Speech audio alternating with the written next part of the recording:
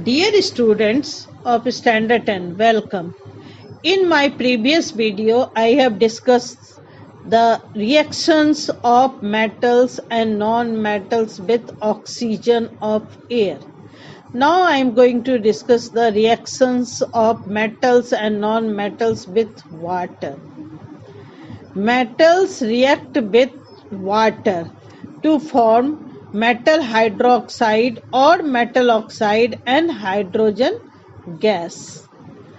When a metal reacts with liquid water, which may be cold or hot, then products formed are metal hydroxide and hydrogen gas. But when a metal reacts with steam or water vapor, then products are metal oxide and hydrogen gas.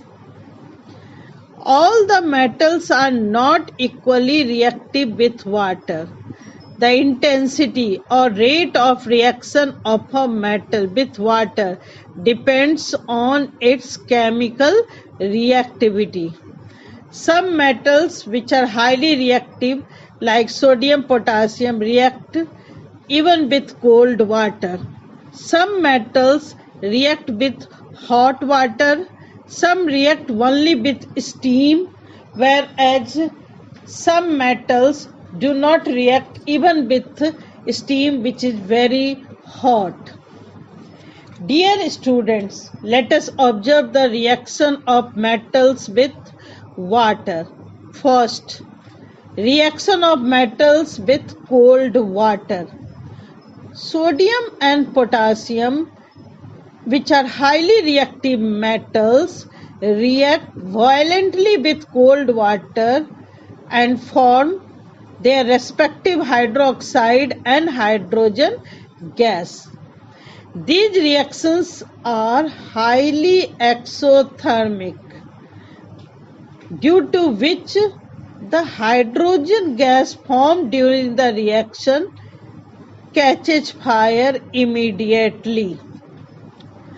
Calcium also reacts with cold water, forming calcium hydroxide and hydrogen gas. In this case, heat produced is less, which is not sufficient to burn the hydrogen gas formed in the reaction. We will observe the piece of calcium metal starts floating in the water. This is because the bubbles of hydrogen gas formed during the reaction stick to the surface of calcium metals. The reaction of calcium metal with the water is less violent because calcium is less reactive than the sodium. Magnesium metal. Magnesium metal does not react with the cold water. It reacts with the hot water to form magnesium hydroxide and hydrogen gas. Magnesium metal also reacts rapidly with the steam to form magnesium oxide and hydrogen gas.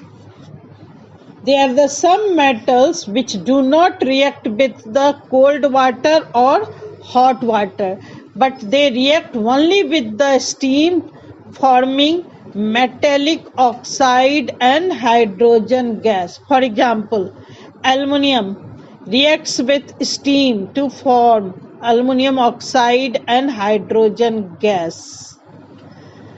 Zinc reacts with steam to form zinc oxide and hydrogen gas.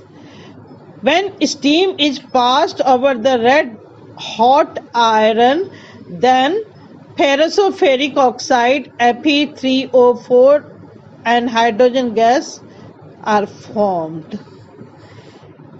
It means that all the metals are not equally reactive with water.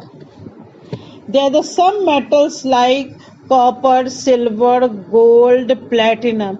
They do not react with water or even with the steam.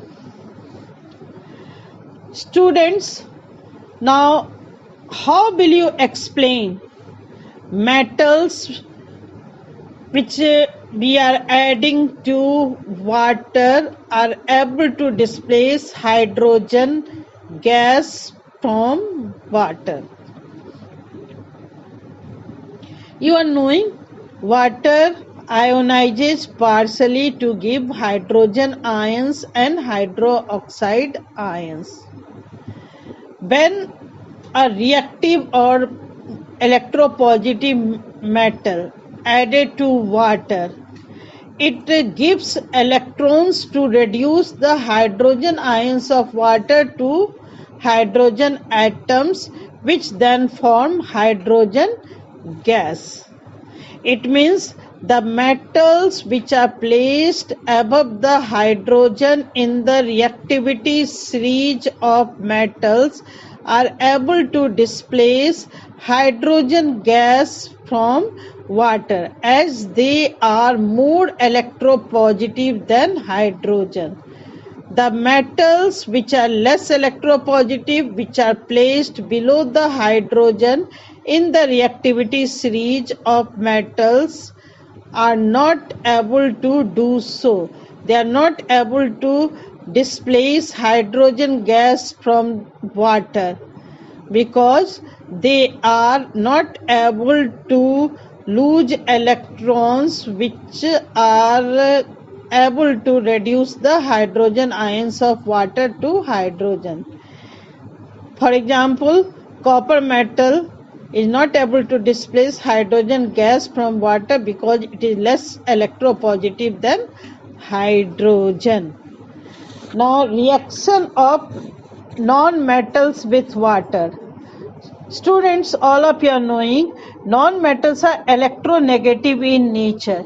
It means they are not able to lose electrons which are required by the hydrogen ions of water to displace hydrogen gas.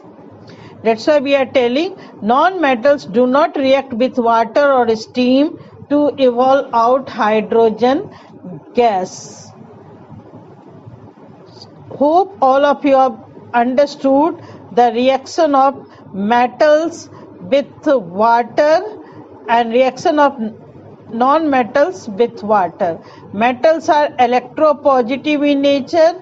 They are able to give the electrons to reduce the hydrogen ions of water, whereas the non-metals are electronegative in nature. They are not able to give the electrons to reduce the hydrogen ions of water. Thank you very much.